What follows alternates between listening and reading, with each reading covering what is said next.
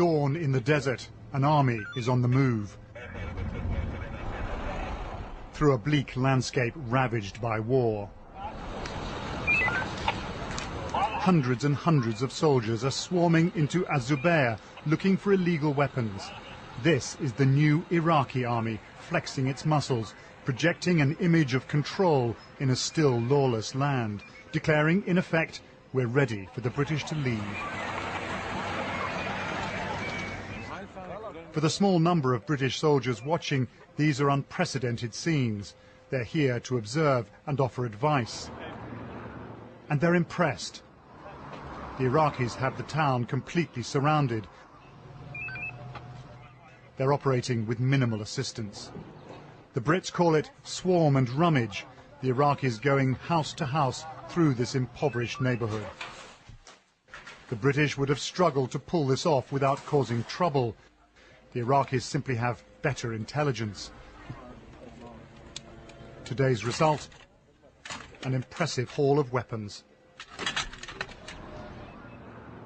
But with the British soon to leave, another army is moving in. It's the Americans. Back in Basra, we find soldiers from Fort Bragg, North Carolina. They're training local policemen.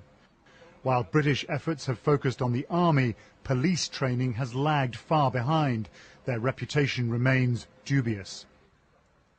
As the time approaches for the British to leave Basra, the Americans are an increasingly visible presence here in the city.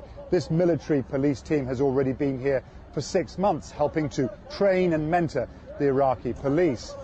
They say they're not here to finish a job half done by the British, to cover our backs while we leave Iraq early. But that is a perception, and one that the British know they're going to have to deal with as the hour of departure approaches.